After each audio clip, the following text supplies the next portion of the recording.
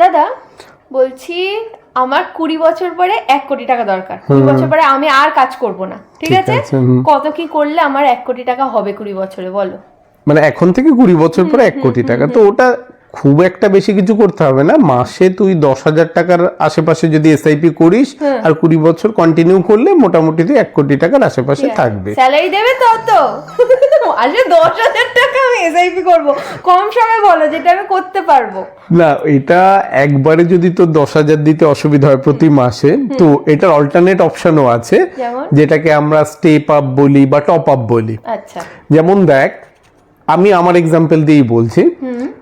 আমাদের ওই কালিকাপুরের ফ্ল্যাটে খুব আয়রন আছে। এবার মুশকিল হয় কি, ও যতবারই পাইপলাইন গুলো ওয়াশ করি কিছুদিন পরে জলটা আস্তে হয়ে যায়। সব থেকে সমস্যা হয় যখন তাড়াহুড়ো থাকে স্নান করতে বেরোবো, তো তখন আমি দেখি যে কল চালালে সরু হয়ে জল পড়ছে। এবার আমাদের একটা সুবিধা আছে যে আমাদের বাথরুমে 2টো কল আছে। আচ্ছা, তো আমি কি করি, ধর একটা কল চালিয়ে রাখি, কনস্ট্যান্ট জল পড়ছে, আর একটা কলও চালিয়ে দিই, আর একটা বালতিতে যে একটু জল জমলো ওটাকে তুলে এটার মধ্যে দিয়ে দিই। তাহলে এটা হয়ে গেল কি, টপ আপ হয়ে গেল, তো তাড়াতাড়ি আমার বালতিটা ভরে গেল।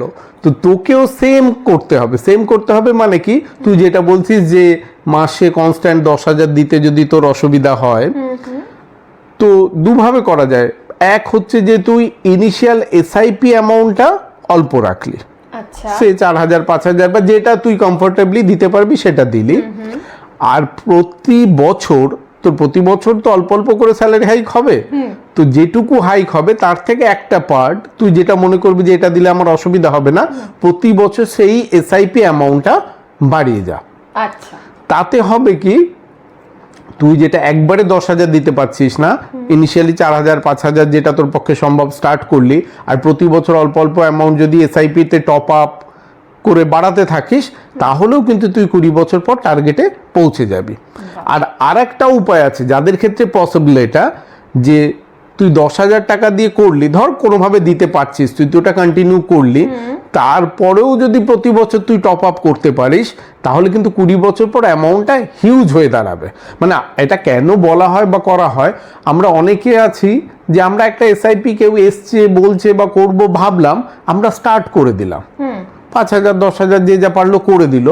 তারপরে কি হয়, প্রতি বছর আমাদের স্যালারি বাড়ে, ইনকাম বাড়ে, বা অন্য অন্য জায়গা থেকে রোজগার বাড়ছে, কিন্তু আমাদের মাথায় আর ওটা কাজ করে না যে আমরা এসআইপিটা বাড়াই, মানে সেভিংসটা আমরা বাড়াচ্ছি, গুরুত্ব দিই না, বা অন্য অন্য জায়গায় খরচা বেড়ে যাচ্ছে সেখানে আমরা টাকাটা ঢুকিয়ে দিচ্ছি, সেভিংসে আর বাড়াই না। কিন্তু কেউ যদি প্ল্যান করে এটা করে যে আমি এসআইপিটা কন্টিনিউ রাখবার, প্রতি বছর টপ আপটা আমি করে যাব বা স্টেপ আপ যেটাই বল তুই, তো এটা করলে কিন্তু 20 বছর পর ইম্প্যাক্টটা বিশাল হবে। তুই নিজেই ক্যালকুলেশন করে দেখ যে 20 বছরে তুই যদি সিম্পল এসআইপি করিস তাহলে কি হবে, তুই একটু কম এসআইপি অ্যামাউন্ট দিয়ে মাসে মাসে টপ আপ করলে কি হবে, আর তুই মাসে 10,000 টাকার এসআইপি করে তারপরেও যদি টপ আপ করতে পারিস, তাহলে ইম্প্যাক্টটা কি হতে পারে। তাহলে সেটা একবার ক্যালকুলেশন করে একবার দেখ, তুই দারুণ হবে। ঠিক আছে, তাহলে ফার্স্টে আমি 10,000 টাই দিয়ে দেখি, ঠিক আছে? একদম দেখ, 10,000 টাকা, আর শুধু আমি 10,000 টাকা করছি 20 বছরের জন্য, আর এক্সপেক্টেড রিটার্ন হচ্ছে 14%। হ্যাঁ, যেটা আমরা স্ট্যান্ডার্ড রিটার্ন ধরে থাকি। হ্যাঁ, তাতে আমাদের ইনভেস্টমেন্ট ভ্যালু দেখাচ্ছে 24 লাখ, একদম, আর আমার ভ্যালু হয়ে যাচ্ছে 1,17 লাখ। ঠিক, এটা যারা কনস্ট্যান্ট 10,000 করে দিতে পারবে, কিন্তু তুই যেমন বলছিস তোর একবারে 10,000 করে দেওয়াটা এখন অসম্ভব। তো তুই এসআইপি অ্যামাউন্ট কতটা দিতে পারবি? 4,000 5,000 দিয়ে স্টার্ট করতে পারবে, তো 5,000 দিয়ে কর। 5,000 দিলাম, আর প্রতি বছর তুই ভাব একটা পার্সেন্টেজ বাড়াতে পারবি, 500 600, বা দেখ ক্যালকুলেট করে কত করলে বাড়িয়ে দেখি। আচ্ছা, বাহ, আমি যদি এখন মান্থলি এসআইপি 5,000 করে দিই 20 বছরের জন্য 14% রিটার্ন, আর পার ইয়ার আমি 1,000 টাকা করে বাড়াবো প্রত্যেক বছর, এখন 20 বছর ধরে, তাতে আমার ইনভেস্টমেন্ট হচ্ছে 34,80,000, আর আমার ভ্যালু হয়ে যাচ্ছে 1,24,00,000। এটা আমার জন্য কমফোর্টেবল। ঠিক, এবার কারো যদি টার্গেট এরকমই আমি 1 কোটিতেই পৌঁছবো, তাহলে সে 1,000 টাকার জায়গায় কিন্তু একটু কম করলেও সে পৌঁছে যাবে। আচ্ছা, দেখি কমিয়ে দেখি, ধরো 700 দিলাম, 700 দিলেও আমার 1,05,00,000 হয়ে যাবে। একদম, আর যদি একদম এক্সাক্ট 1 কোটিতেই পৌঁছতে চাস তাহলে আরেকটু অ্যামাউন্টটা কমা। হ্যাঁ, এটা মোটামুটি ঠিক আছে।